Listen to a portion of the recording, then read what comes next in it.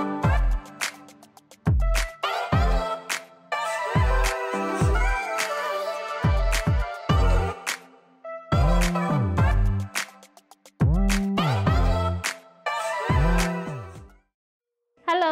selamat pagi semuanya. Perkenalkan, nama saya adalah Mita. Saya salah satu dosen dari jurusan Food Technology di Universitas Ciputra, Surabaya. Nah, apa sih yang akan kita lakukan di pagi hari ini? Nah, biasanya udah pada tahu kan? Nah, ini adalah bunga rosella. Nah, biasanya kalau orang itu konsumsi rosella sebatas mungkin dibuat teh kayak gitu ya. Kalau ada yang rosella kering, nah ini salah satu produknya ada minuman bunga rosella. Nah, di pagi ini saya akan memberikan salah satu alternatif lain bagaimana cara memanfaatkan bunga rosella kering ini menjadi sebuah selai seperti itu. Nah, bagaimana prosesnya? Yuk kita ikuti.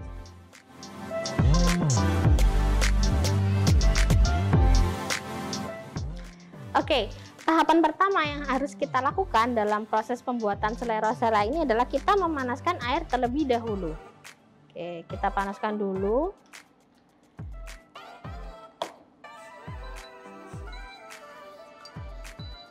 Nah, kita panaskan airnya hanya sampai suhu 60 aja ya, 60 derajat Celcius, maksimal sampai 70 derajat Celcius. Kenapa?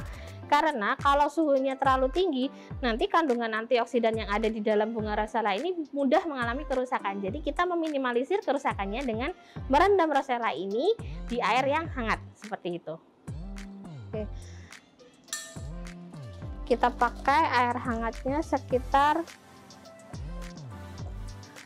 130 ml. Oke.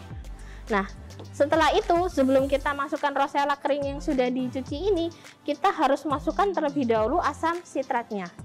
Jadi kita masukkan dulu ke air panasnya.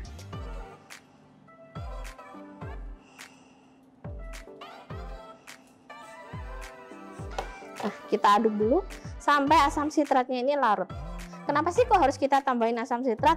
Nah, karena keberadaan asam sitrat ini mampu melindungi antioksidan yang ada di dalam bunga rosella ini, sehingga dalam proses pembuatannya nanti antioksidannya itu kita harapkan masih tersedia, masih banyak. Jadi kita melindungi nih antioksidannya dengan larutan asam sitrat ini. Oke, jadi kita masukkan rosella kering yang sudah dicuci ini. Kita akan rendam dia selama 15 menit. Oke, setelah kita rendam selama 15 menit, kita akan mendapati larutannya sudah mulai seperti ini, rosellanya juga sudah mulai lunak. Nah, setelah ini kita akan masukkan ke dalam blender, tapi akan kita tambahkan pektin. Nah, pektin ini akan membantu pada saat proses pembuatan selai sehingga dia bisa membentuk konsistensi yang lebih menyatu. Jadi nanti akan lebih pekat seperti itu. Oke, kita masukkan.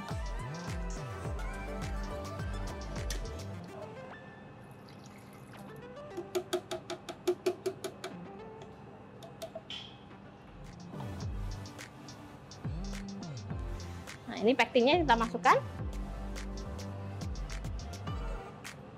Nah, pektin ini nanti akan membentuk konsistensi seperti gel. Nah, pektin ini juga dalam selai itu akan terbantu kerjanya dengan adanya larutan asam. Nah, tadi asam sitrat tadi selain melindungi antioksidan yang ada di dalam rosellanya, dia juga bisa bekerja dengan pektin sehingga membentuk tekstur gel yang lebih kokoh di dalam selai.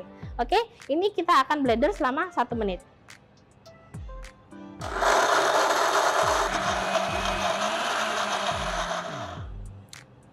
Oke.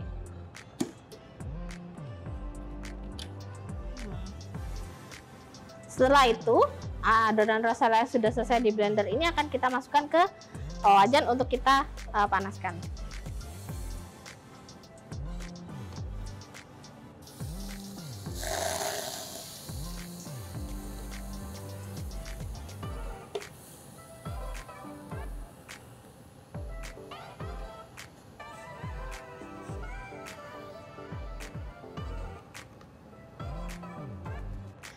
Oke, setelah itu kita masukkan gula sebagai salah satu bahan baku dalam proses pembuatan selai.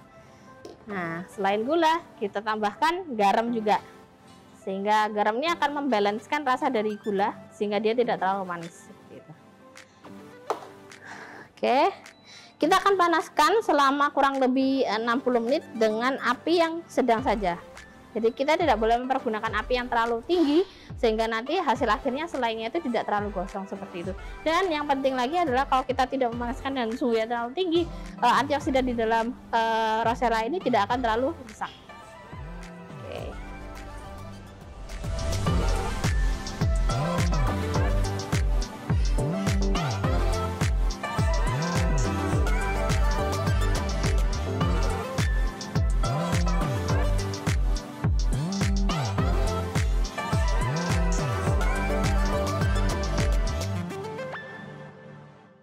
Oke, jadi nanti setelah 1 jam kita akan mendapatkan konsistensi selai yang seperti ini.